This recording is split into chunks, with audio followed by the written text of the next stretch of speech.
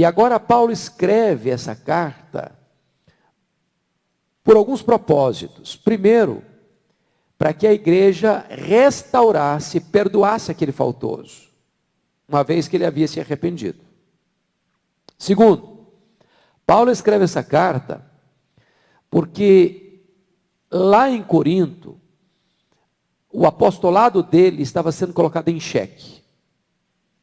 Havia passado por ali, estava militando ali na cidade de Éfeso, falsos apóstolos, falsos obreiros. E a igreja de Corinto estava acolhendo esses falsos obreiros. E esses falsos obreiros estavam minando o ministério, a autoridade do apóstolo Paulo. E Paulo também escreve essa carta para defender o seu apostolado. Paulo escreve essa carta, em terceiro lugar, para partilhar com a igreja, para dizer para a igreja os variados sofrimentos que suportara como apóstolo, como ministro de Deus.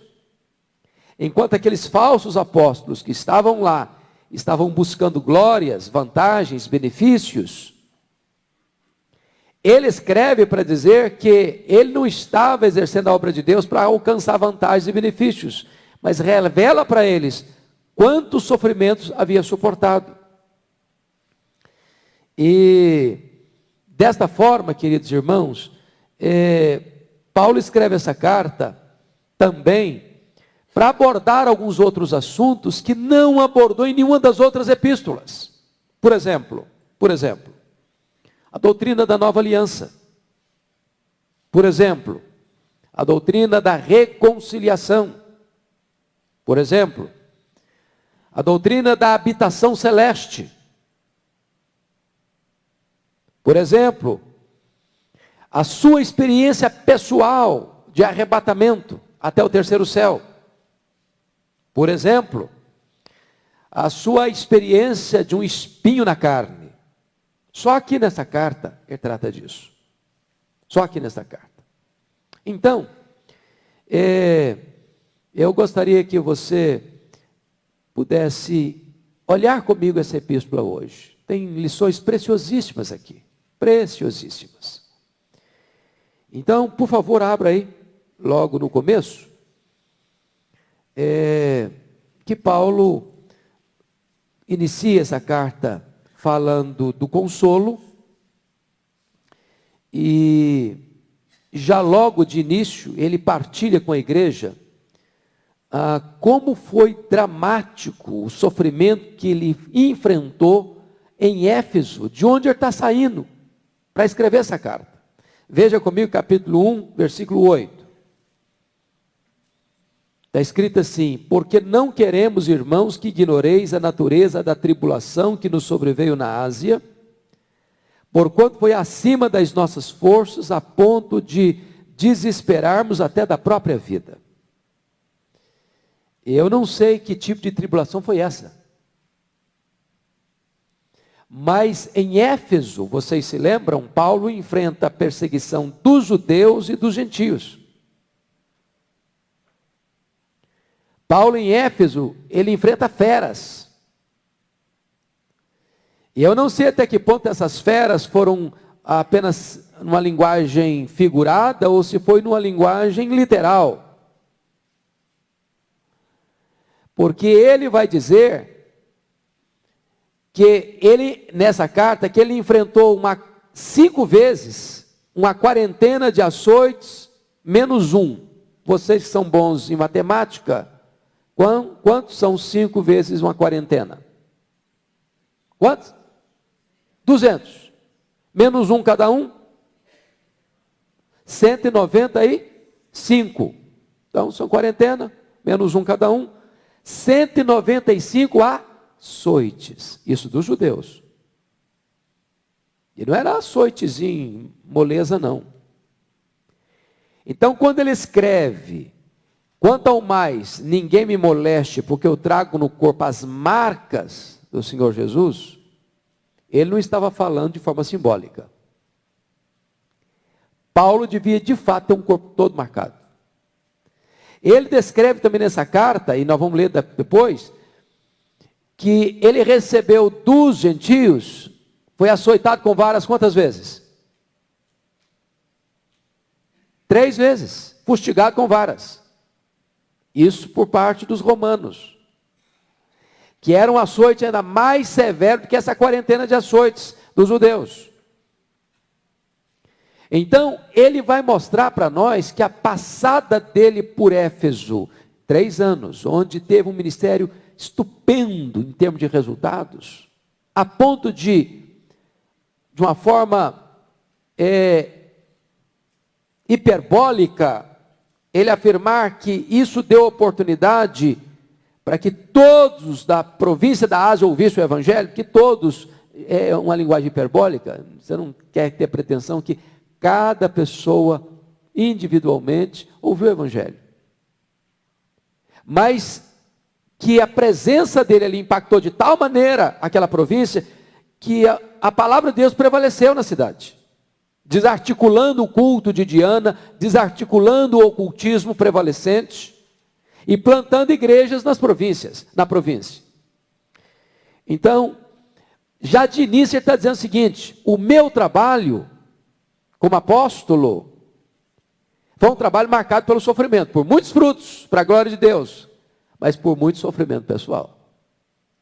Enquanto os apóstolos que estão aí não estão dispostos a sofrer, eles estão buscando vantagens e benefícios pessoais. Ele já começa de início na carta tratando da defesa do seu apostolado.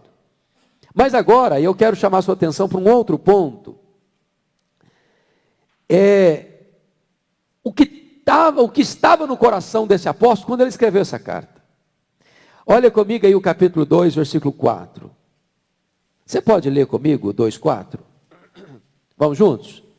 Porque no meio de muitos sofrimentos e angústias de coração vos escrevi, com muitas lágrimas, não para que ficasseis entristecidos, mas para que conhecesseis o amor que vos consagra em grande medida. Vocês já sabem disso, com certeza. De todas as cartas de Paulo, esta foi a carta mais pessoal, a carta mais autobiográfica, a carta onde mais Paulo repartiu sentimentos pessoais, onde ele se expôs, onde ele abriu as cortinas da alma, onde ele franqueou os segredos do seu coração e partilhou com a igreja o que ele estava sentindo. E notem vocês, por que ele faz isso? Porque a igreja de Corinto foi a igreja que mais fez Paulo sofrer. E a igreja de Corinto foi a igreja que talvez mais Paulo amou. Não é assim em casa, gente? Deixa eu dar um exemplo muito simples. Quem é pai, quem é mãe aqui, graças a Deus, nós não temos essa experiência, mas você já viu isso na experiência dos outros. Uma família tem 10 filhos, 5 filhos, 6 filhos, 7 filhos, etc. Aí tem um que, por razões desconhecidas da providência divina, dá mais trabalho, é mais problemático, tem mais dificuldade de obedecer, tem mais dificuldade de se submeter. Eu pergunto a vocês, qual desses filhos absorve mais atenção, sentimento dos pais? Os filhos tranquilos ou os filhos que dão problema? Parece até que os pais passam a amar mais os filhos que dão problema. E se não tomar cuidado, os filhos que não dão problema começam a sentir ciúmes. Meu pai não me ama como ama aquele lá. Mais ou menos é isso que Paulo está sentindo. É isso que ele está sentindo. Agora notem, o que ele vai dizer, para vocês terem uma noção, acerca dessa questão do amor dele, pelos coríntios. Vá para o capítulo 6, versículo 11 a 13. Olha o que ele chega a dizer isso. Você pode ler comigo? 6, 11 a 13. Vamos juntos? Para vós outros, ó coríntios, abrem-se os nossos lábios e alarga-se o nosso coração. Não tens limites em nós, mas estáis limitados em vossos próprios afetos. Ora, como justa retribuição falo-vos como a filhos, dilatai-vos também vós. Sabe o que ele está dizendo? Olha, gente, eu amo tanto vocês. Não tem limite no meu coração para amar vocês, mas eu percebo que vocês têm limites para me amar. Paulo está dizendo para a igreja de Corinto o seguinte: olha, eu amo mais vocês do que vocês me amam. É um pai dizendo para os filhos: meus filhos, eu amo vocês, mas eu não estou vendo o amor de vocês por mim, pai. Aí ele pede à igreja: dilatai-vos também vós, abram-se para me amar. Quer ver outra forma de partilhar isso? Olha o capítulo 7, versículo 2 a 4, vamos juntos? Acolhei-nos em vosso coração, a ninguém tratamos com injustiça, a ninguém corrompemos, a ninguém exploramos. Não falo para vos condenar, porque já vos tenho dito que estáis em nosso coração, juntos, para junto morrermos e vivermos. Muito grande é a minha fraqueza para convosco, e muito me glorio por vossa causa. Sinto-me grandemente confortado e transbordante de júbilo em toda a nossa tribulação. Veja você que Paulo chega a pedir isso. Diz que amor não se pede, né? Não é chato pedir amor? Vocês não acham chato às vezes? Você podia me amar. Não fica bem esse negócio. Não é verdade? Amor é uma coisa espontânea, uma coisa natural. Mas Paulo está tão sensível que ele chega a pedir isso para a igreja: acolhei-nos em vosso coração. É aquele pedido de um velho que está carente. Está carente. Ele deu amor, e ele vai dar o testemunho: a ninguém tratamos com injustiça, a ninguém corrompemos, a ninguém exploramos. Está dizendo assim: eu não dei nenhum motivo para vocês não me amarem. Por que vocês me tratam assim? Então, notem vocês que um dos propósitos de Paulo escrever essa carta pessoal é, primeiro, abrir o coração para eles, dizer quanto ele ainda os ama, e pedir que ele seja correspondido nesse amor. Mas, outra coisa importante é que ele está escrevendo agora, volta lá para o capítulo 2, por favor, para resolver aquela problemática da disciplina de que é membro faltoso. Lembra que ele tratou disso no capítulo 5, 1 Coríntios? Daquele camarada lá coabitou com a mulher de seu pai. E Paulo repreende a igreja porque ela se vangloriou disso em vez de se entristecer. E Paulo recomenda que a igreja entregue aquele cidadão a Satanás, para a destruição da carne, mas para que o seu espírito seja salvo. Ou seja, Paulo recomenda que esse cidadão seja excluído da comunhão da igreja, não no sentido de dar um chute nele, jogá-lo para fora, mas no sentido de produzir nele arrependimento para a vida, a fim de que ele venha a ser restaurado. E agora, Paulo escreve essa carta para mostrar para a igreja a necessidade agora de perdoar aquele indivíduo e restabelecê-lo à comunhão da igreja. A necessidade da igreja é perdoá-lo. E aqui tem um ponto muito sensível, irmãos, e prático para a igreja hoje. Então veja comigo o que Paulo recomenda. Vamos olhar aí, por favor. Capítulo 2, versos 5 até o versículo 8. Vamos juntos comigo? Ora, se alguém causou tristeza, não o fez apenas a mim, mas para que eu não seja demasiadamente áspero, digo em parte a todos vós: basta-lhe a punição pela maioria, de modo que deveis, pelo contrário, perdoar-lhe e confortá-lo, para que não seja o mesmo consumido por excessiva tristeza. Pelo que vos rogo que confirmeis para com ele o vosso amor. Versículo 9. E foi por isso também que vos escrevi, para ter prova de que em tudo sois obedientes. Vamos ler o 10 e o 11. A quem perdoais alguma coisa, também eu perdoo. Porque de fato, o que tenho perdoado, se alguma coisa tenho perdoado, por causa de vós o fiz na presença de Cristo, para que Satanás não alcance vantagem sobre nós, pois não lhe ignoramos os desígnios. Sabe o que Paulo está dizendo aqui? Quando alguém falha, exerce-se a disciplina. Quando alguém arrepende, exerce-se a restauração. Se não houver perdão ao caído que se arrependeu, para que ele seja restaurado, Paulo diz, Satanás alcança vantagem sobre a igreja. Sabem por quê? Porque a mágoa é uma brecha por onde entra Satanás. Está escrito isso na Bíblia, lá em Efésios. Irai-vos e não pequeis. Não se deixe pôr o sol sobre a vossa ira, nem deis lugar ao diabo.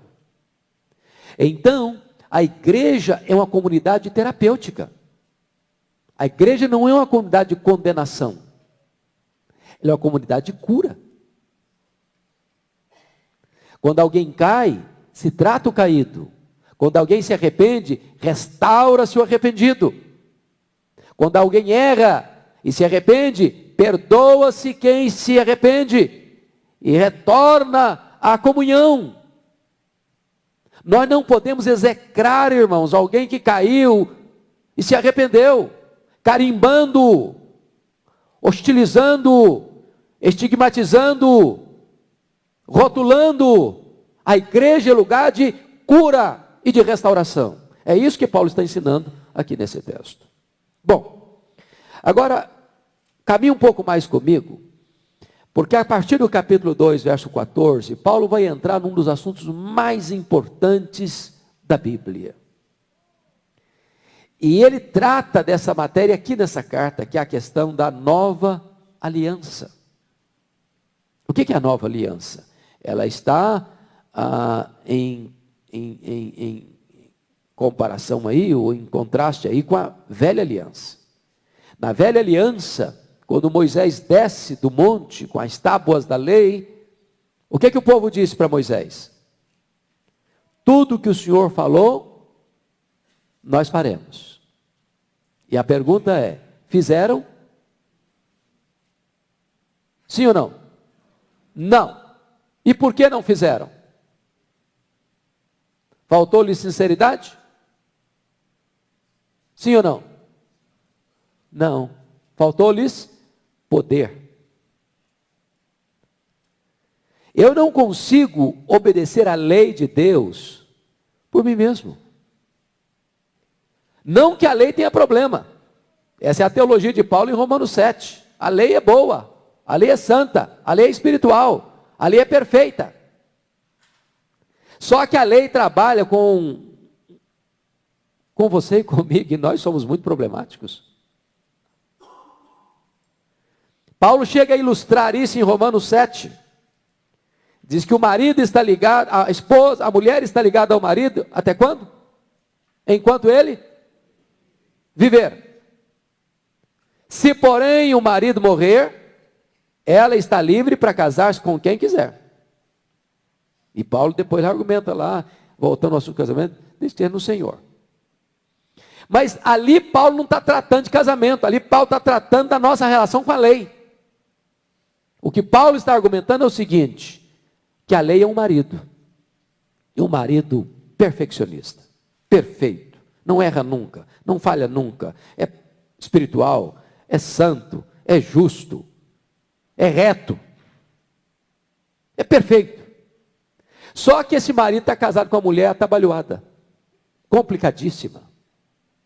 A mulher não acerta nunca, não atende às expectativas do marido nunca. E o grande drama é que esse marido é tão bom que ele não morre. E a coitadinha tem que estar ligada a ele. Olha o problema aí. Como é que essa mulher vai se livrar desse marido? E no argumento de Paulo, é que quem morre é o marido. Não, quem morre é a mulher. E aí, Quando se morre, não tem mais vínculo com o casamento. E agora, essa mulher ressuscita para casar com outro marido. É Jesus Cristo. O que é a nova aliança? Se na velha aliança tudo depende de mim e nada de Deus, na nova aliança tudo depende de Deus e nada de mim. Dá uma olhadinha aí no capítulo 3, versículo 5. Olha o que Paulo diz aí, sobre a nova aliança. Vamos juntos? Não que por nós mesmos sejamos capazes de pensar alguma coisa como se partisse de nós. Pelo contrário, a nossa suficiência vem de Deus. Quando ele está introduzindo esse assunto de nova aliança, veja comigo no capítulo 2, 14, ele vai tratar aí de 5 verdades sublimes. 5 verdades sublimes. Primeiro, otimismo indestrutível, graças, porém, a Deus. O porém aqui é o quê? Uma adversativa. Apesar da situação adversa que ele está vivendo, graças, porém, a Deus. Apesar do sofrimento, graças, porém, a Deus. Apesar da enfermidade, graças, porém, a Deus. Apesar de ser perseguido, graças, porém, a Deus. Apesar de não ser amado, graças, porém, a Deus. Apesar de estar sentenciado de morte, graças, porém, a Deus. Não é assim a vida cristã? Nós celebramos a Deus apesar das adversidades, não por causa apenas das bênçãos. Segundo, sucesso constante, que em Cristo sempre nos conduz em triunfo. Não algumas vezes, sempre nos conduz em triunfo. Terceiro, impacto inesquecível. Versículo 15, porque nós somos para com Deus o bom perfume de Cristo. Você já percebeu que o perfume produz impacto? O perfume não fala, o perfume não grita, ele se impõe. Ele se impõe. Chegou, todo mundo percebe, todo mundo nota. Quarto, integridade irrefutável. Olha aí comigo o que ele escreve no versículo 17. Vamos juntos? Porque nós não estamos, como tantos outros, mercadejando a palavra de Deus, antes em Cristo é que falamos, na presença de Deus, com sinceridade e da parte do próprio Deus. Ele já está aqui dando uma cutucada nos falsos apóstolos, porque eles estavam mercadejando. O que é mercadejar a palavra de Deus, irmãos? Hã? O que é mercadejar a palavra de Deus? É usar a palavra de Deus como um produto, cuja finalidade de quem está pregando é o quê? Angariar benefícios pessoais, dinheiro, lucro, vantagens. Vocês acham que isso acontece no Brasil hoje? Naquela época já acontecia. Integridade irrefutável. Mas finalmente, Paulo trata aqui em quinto lugar de uma realidade inegociável. Porque ele começa o capítulo 3, tratando de um outro, ainda dentro da nova aliança, da seguinte maneira: começamos porventura outra vez a recomendar-nos a nós mesmos, ou temos necessidade, como alguns, de cartas de recomendação para vós outros ou de vós? Vós sois a nossa carta, escrita em nosso coração, conhecida e lida por todos os homens. Sabe o que está acontecendo? Os falsos apóstolos estavam entrando lá, com alguns documentos. Olha, nós viemos aqui, temos alguma carta de recomendação, fulano nos recomendou, então nós estamos aqui legitimamente recomendados por alguém. Aí Paulo está dizendo o seguinte: vocês acham que eu preciso de carta de vocês? Ou vocês acham que eu preciso de carta para vocês? Vocês acham que alguém precisa chancelar meu ministério para eu pregar? Que eu preciso de uma igreja, ou de uma autoridade, ou de um concílio, me mandar um documento, para que eu chegue lá e leia esse documento? Não, agora ele pode pregar assim, porque nós estamos recomendando que ele pregue. Aí Paulo diz: não, vocês são a minha carta de recomendação. Vocês são meus filhos na fé. Vocês são prova de que o meu ministério tem a chancela de Deus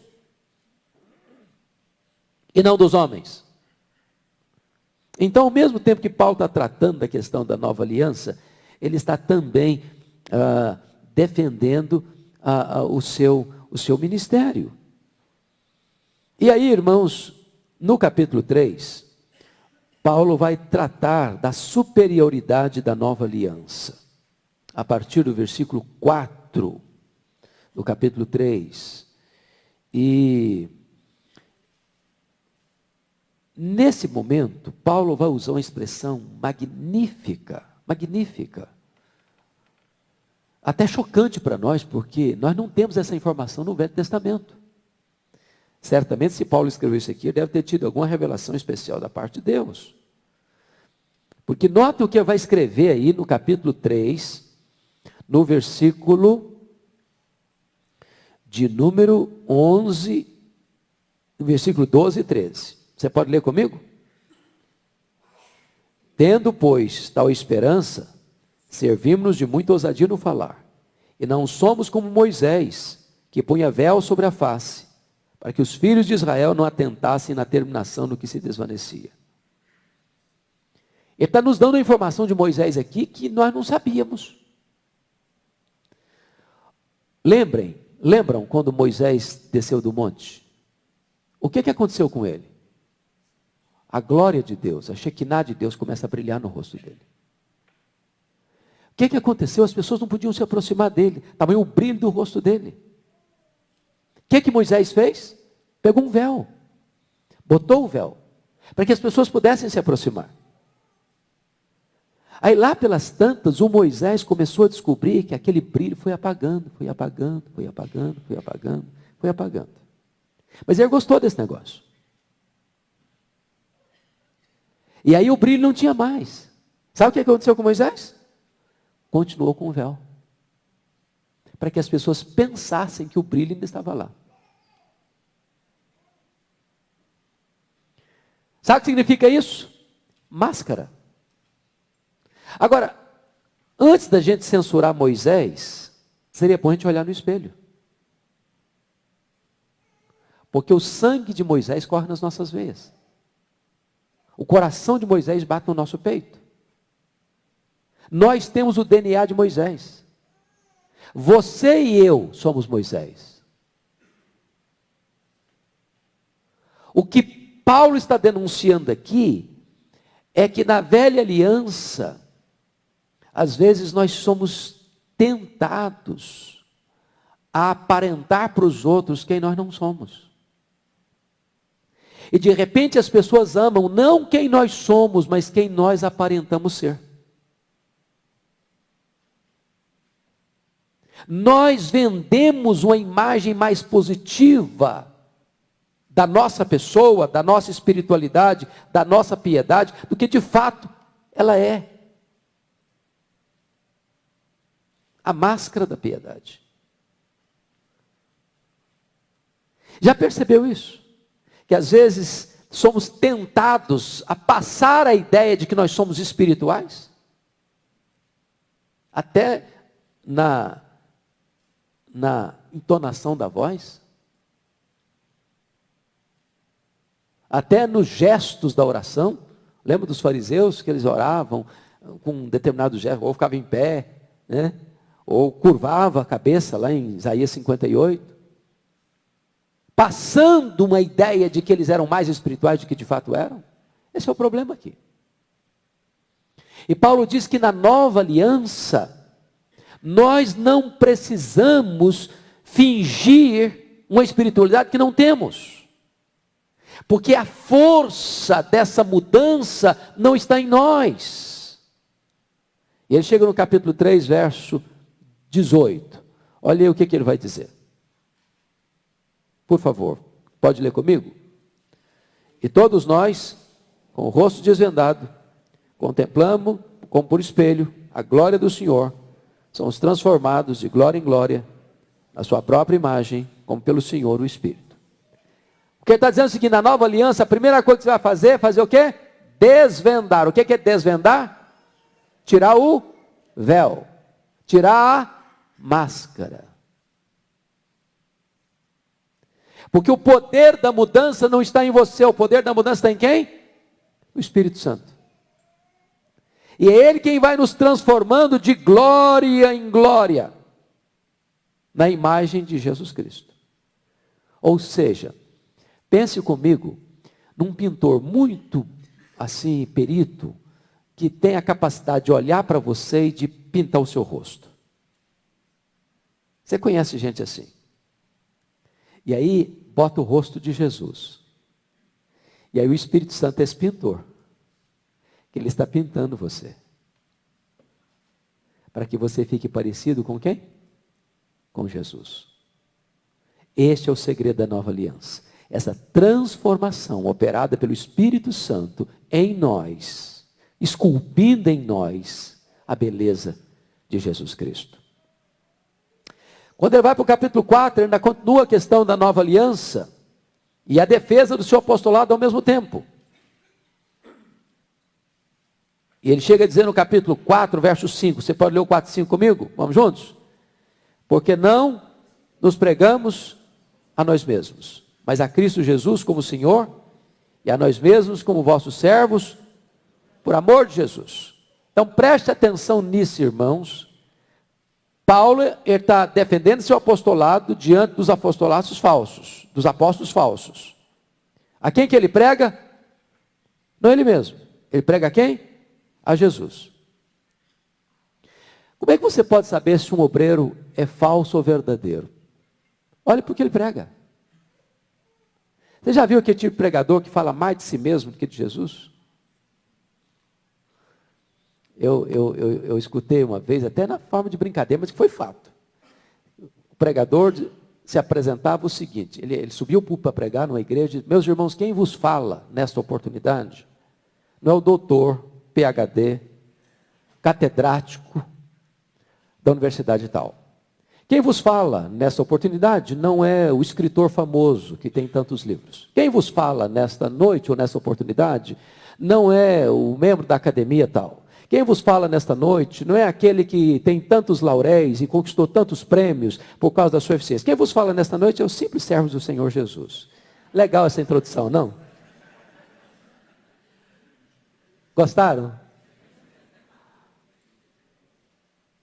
Quando uma pessoa tem necessidade de exaltar ela mesma, tem coisa errada.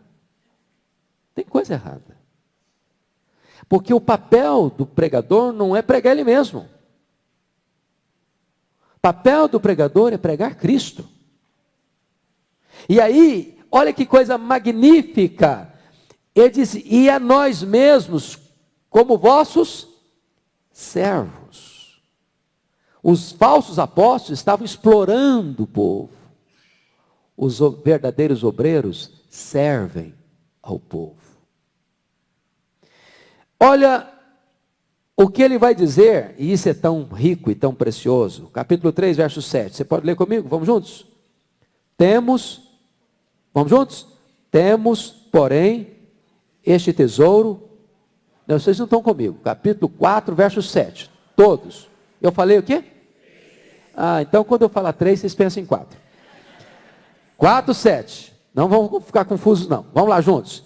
Temos, porém, este tesouro em vasos de barro, para que a excelência do poder seja de Deus e não de nós.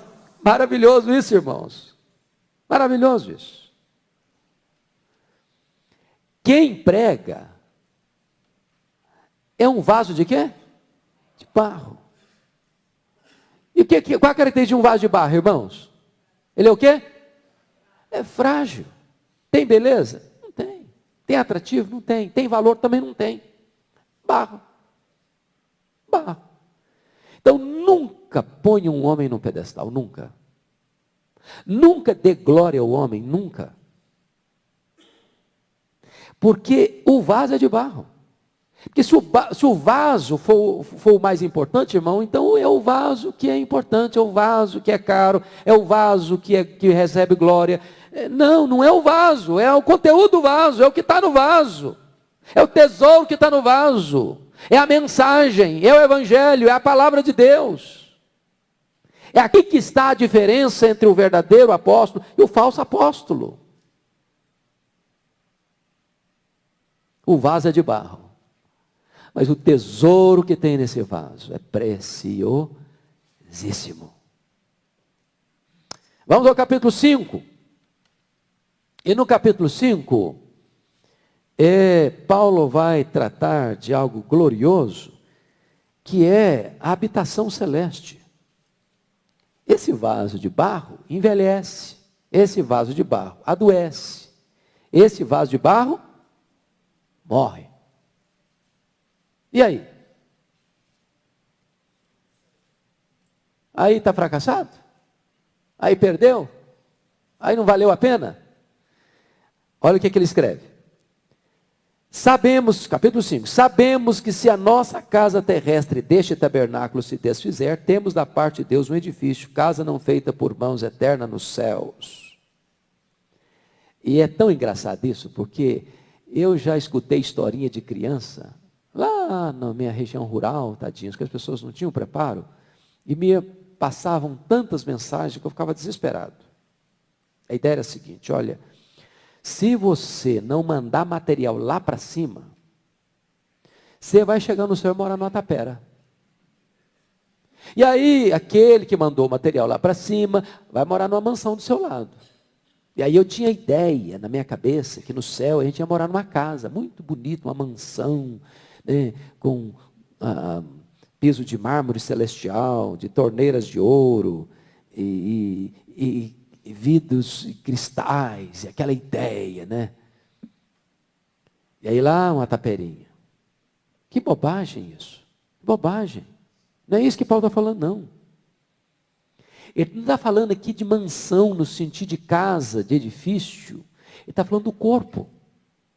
Ele está falando que esse corpo é uma casa terrestre, é um tabernáculo, é uma tenda. E que essa casa, que essa tenda, vai ruir. Vai ruir.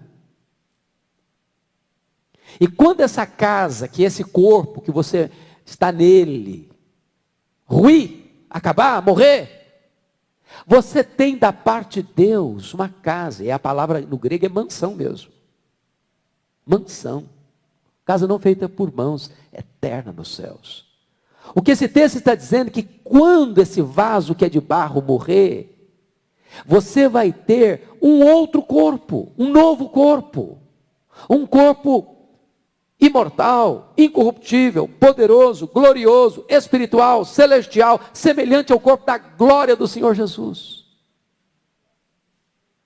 O que Paulo está dizendo é que aqui você faz a obra de Deus, e você é um vaso de barro, mas o que está dentro de você é um tesouro precioso. Mas quando Deus te chamar e você morrer, você vai ter um corpo infinitamente melhor do que esse corpo que você habita aqui. E aí, posso garantir a todos, ninguém vai ter briga com o espelho. Ninguém vai ter autoestima achatada. Ninguém vai ter complexo de inferioridade. Este corpo será um corpo glorioso. Muito bem, queridos. Tratando então dessa esperança futura, agora Paulo vai entrar num outro assunto sublime, extremamente sublime, que é a doutrina da reconciliação. Confira comigo aí, capítulo 5, a partir do verso 18.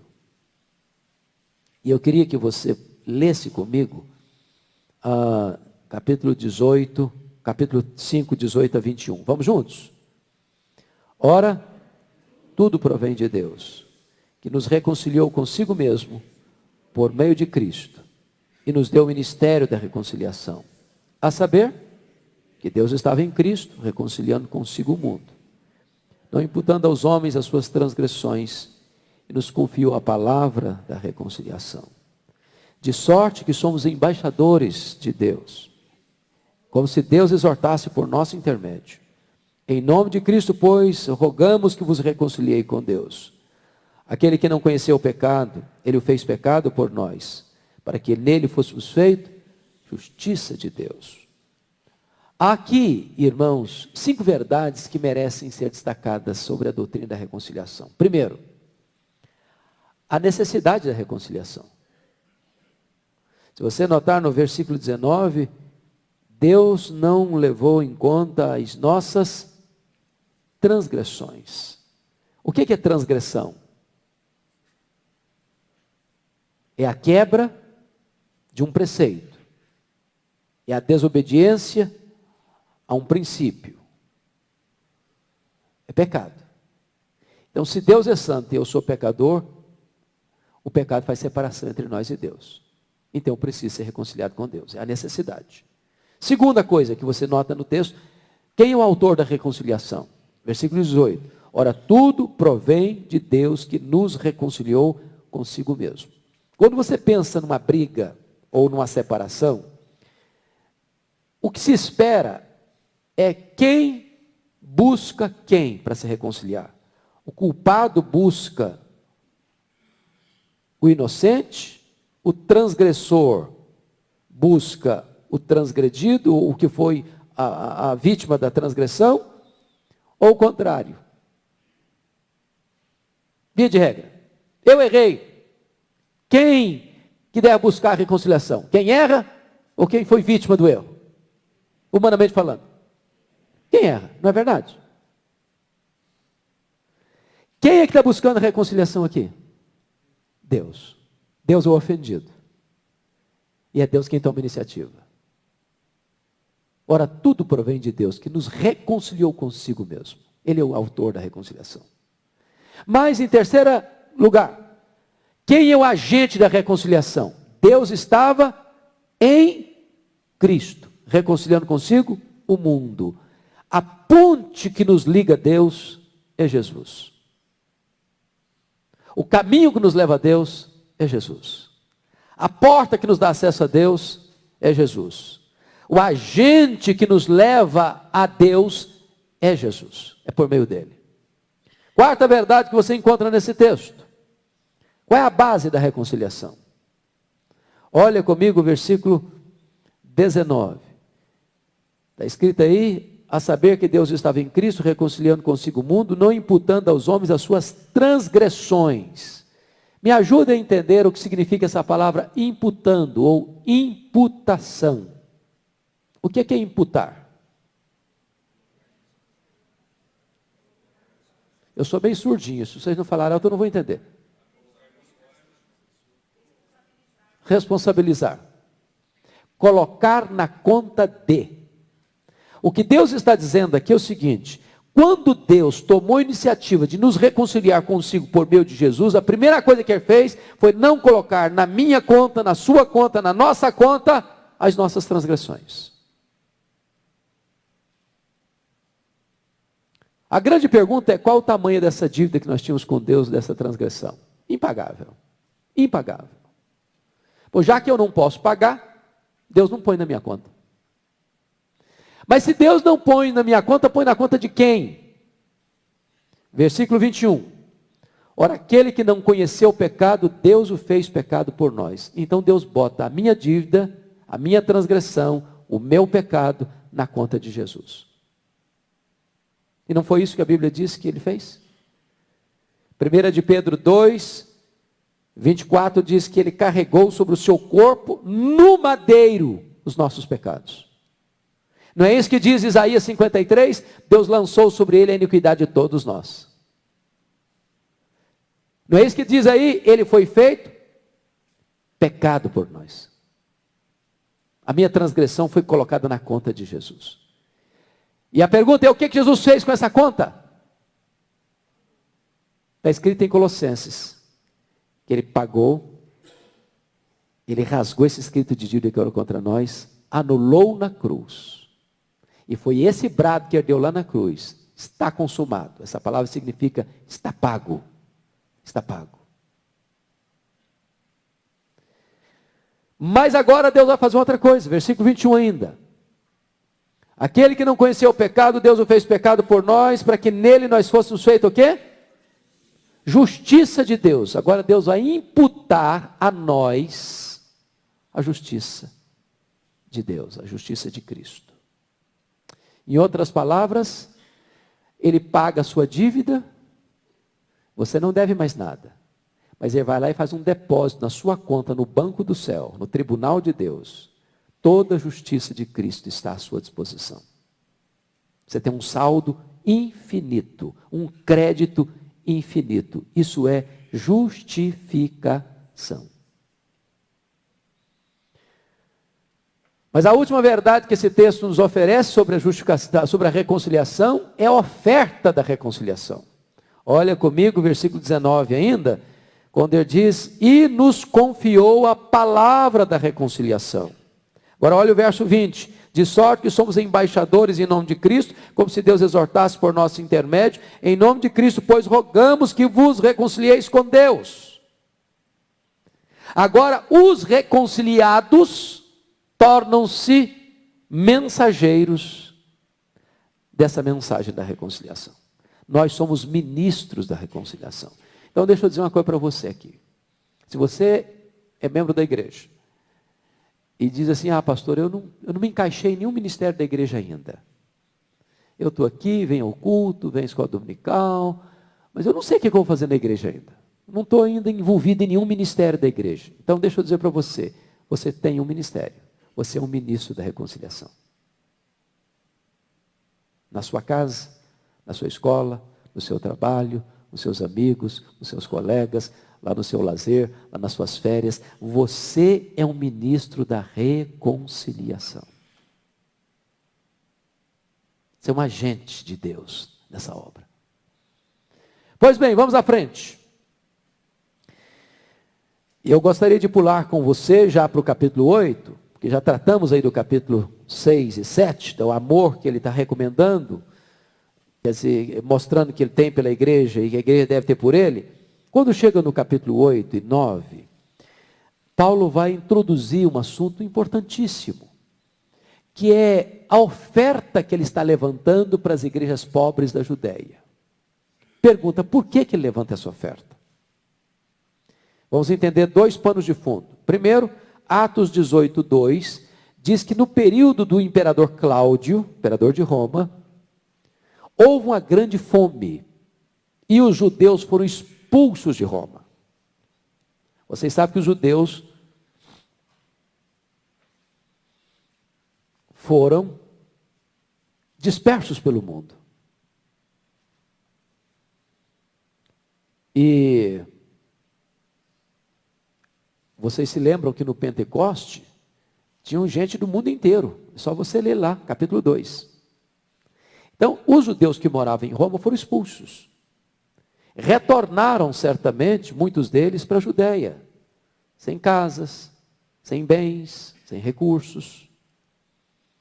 E você nota ainda, o segundo pano de fundo, Gálatas 2,10, que quando Paulo vai direcionado para os gentios, ele assumiu um compromisso com os colunas da igreja de Jerusalém, que ele iria para os gentios, mas não se esqueceria de quem? Não se esqueceria de quem? Dos pobres. Notem isso, a igreja de Deus evangeliza e assiste o necessitado. Ela faz missões e faz obra social. Ela cuida da alma e cuida do corpo. E agora, em virtude disso, Paulo faz um levantamento de ofertas entre as igrejas gentílicas da Macedônia e da Acaia. Quais igrejas eram essas? Filipos, Tessalônica, Bereia, Corinto.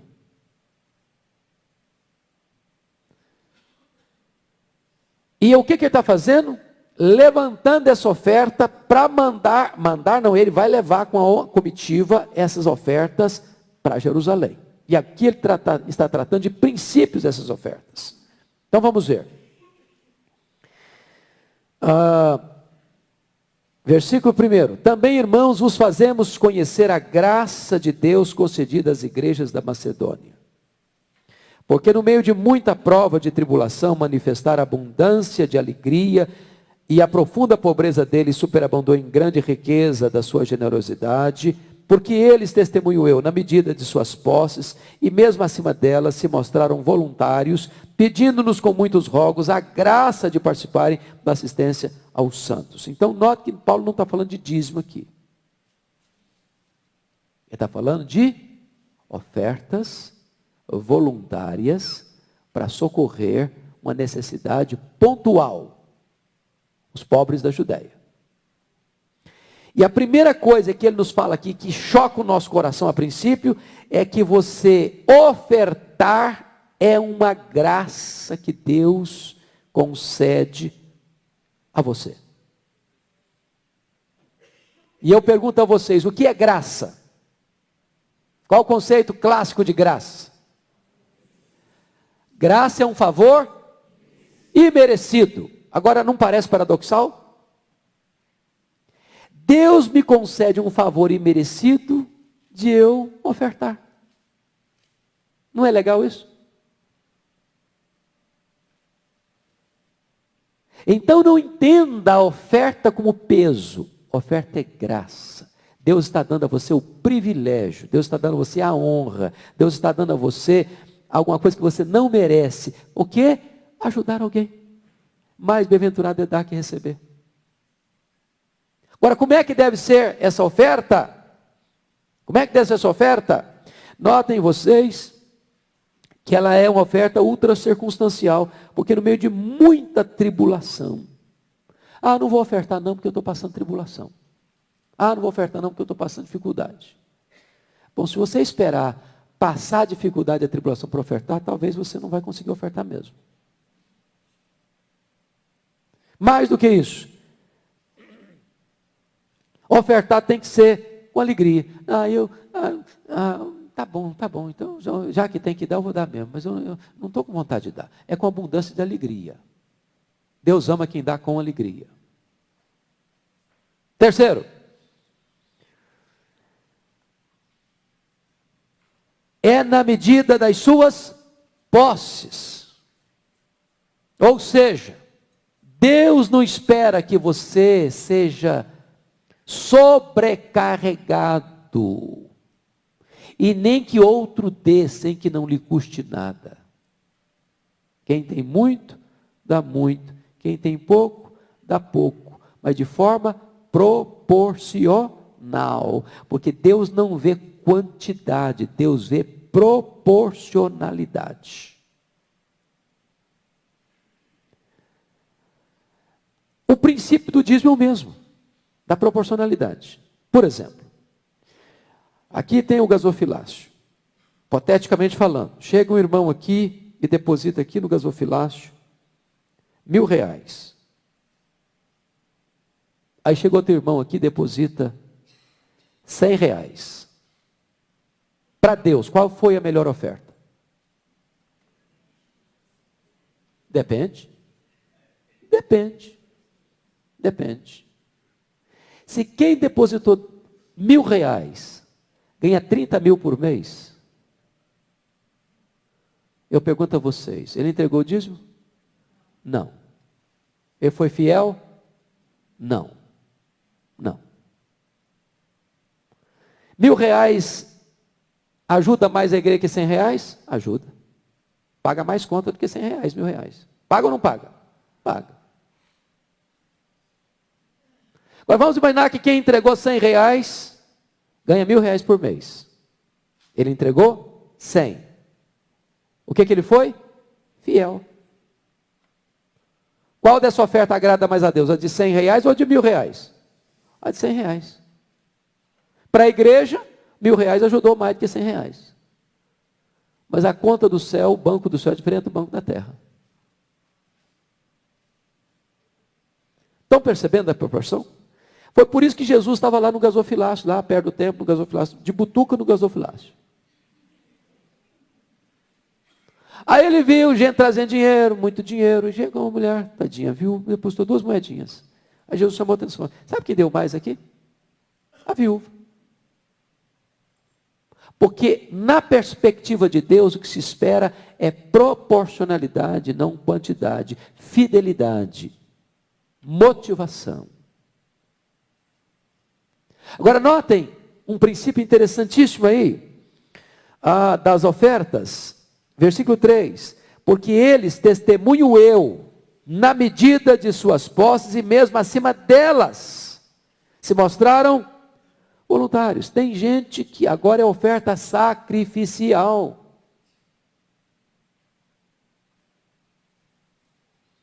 Então, amados, Paulo está estabelecendo princípios de oferta. E chega no capítulo 9, eu não posso ser exaustivo, o meu tempo encerra dentro de 5 minutos. Ele prossegue nesse princípio. Versículo 6, 9 e 6. E isto afirma, aquele que semeia pouco, pouco também ceifará, e o que semeia com fartura, com abundância também ceifará. Esse versículo tem sido muito usado hoje pelos teólogos da prosperidade, para assaltar o bolso das pessoas.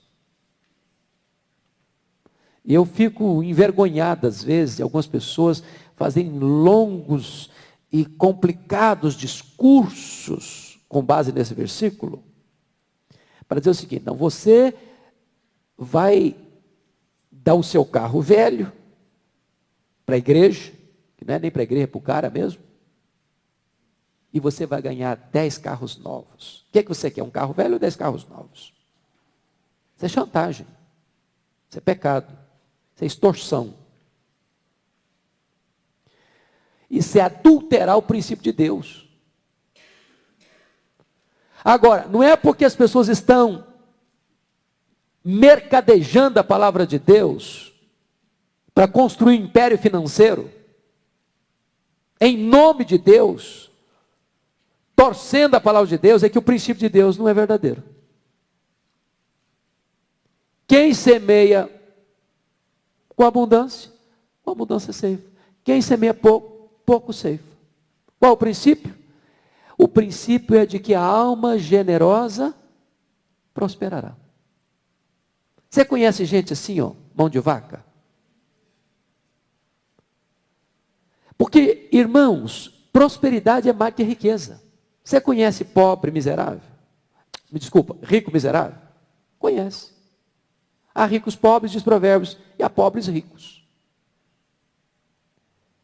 Isso levou John Rockefeller, o primeiro bilionário do mundo, a afirmar que o homem mais pobre que ele conhecia era o homem que só tinha dinheiro. Quando a pessoa é suvina, quando a pessoa é gananciosa, quando a pessoa é avarenta, quando a pessoa tem só para ela pode ter muito, mas ela é infeliz. Miseravelmente infeliz. Mas quando a pessoa é generosa e ela entende o princípio que os reformadores entenderam do mistério do pobre, do ministério do rico, ela é feliz. Porque a grande pergunta é: por que Deus dá com abundância para você? É para você comer todas as sementes? Não, é para você semear. E na medida que você semeia e você é generoso, a Bíblia diz que Deus multiplica não a sua semente, Deus multiplica a sua sementeira. Sementeira. E aí você entende o seguinte: é um mistério, porque Deus faz o rico e Deus faz o pobre. Sabe para quê? Para que você rico dê ao pobre, e o pobre agradeça a Deus pela sua vida, e você e o pobre se alegram na presença de Deus, porque o mesmo Deus é o provedor do rico e do pobre. Deus dá para o rico, e Deus dá com que o rico dê para o pobre, para que o pobre glorifique a Deus pela vida do rico. Olha que coisa maravilhosa. Esse é o princípio de Deus. E eu fico por aqui, porque senão vocês não vão ter o intervalozinho de vocês. Depois estudem o restante dessa carta. É maravilhoso. É espetacular. Esse princípio de Paulo, a partir daí ele vai tratar novamente da sua defesa. No capítulo 10 e capítulo 11. E no capítulo 12 ele vai tratar aí das glórias da vida cristã e do sofrimento da vida cristã, porque o mesmo homem que é arrebatado ao terceiro céu tem um espinho na carne. E vida cristã é isso, é exultação e choro, é gozo e lágrimas. E chega o capítulo 13 e ele vai dar algumas aplicações práticas, e sobretudo no 13 ele vai questionar os críticos dele, rogando que eles fizessem um autoexame. Olha o 13:5. Só para terminar, vamos ler o 13:5? Examinai-vos a vós mesmos, se realmente estáis na fé. Provai-vos a vós mesmos. Ou não reconheceis que Jesus Cristo está em vós, se não é que já estáis reprovados. Então, esse diagnóstico pessoal precisa ser feito por todos nós. E ele encerra essa carta com as suas saudações, mas com algumas recomendações importantes. Eu queria que você pudesse ler comigo os versos 11 e 12 do capítulo 13. Vamos juntos? Quanto ao mais, irmãos, a Deus, afeiçoai-vos, consolai-vos, sem do mesmo parecer, vivei em paz. E o Deus de amor e de paz estará convosco. Saudai-vos uns aos outros com ósculo santo. Todos os santos vos saúdam. É interessante porque a igreja de Corinto era uma igreja tensa. Sabe o que é tensa? Aquela era uma. E aí ele está dizendo, os irmãos, aperfeiçoem, consolem uns aos outros. Parem de brigar, sejam do mesmo parecer. Vivem em paz. Vivem em paz. E ele dizia, o Deus de amor e de paz estará convosco. Ou seja, para que você entenda a presença do Deus de paz e de amor, ele tem que viver em paz. Você está vivendo em paz? Você está vivendo em paz uns com os outros? Você tem alguma querela, alguma mágoa para resolver? Um pecado de alguém para perdoar? Essa é uma decisão nossa. Agora, urgente. E ele termina com um versículo que é a base para os termos dos nossos cultos. É daqui que vem o que nós chamamos de bênção apostólica. Vamos ler juntos a bênção apostólica? A graça do Senhor Jesus Cristo e o amor de Deus e a comunhão do Espírito Santo sejam com todos vós. As igrejas cristãs entenderam que o término desta carta deva ser também o término das nossas reuniões comunitárias. Deus nos ajude, Deus nos abençoe e vamos aguardar em oração o culto das 11. Se você precisar dar uma saidinha, tomar uma água, fique à vontade.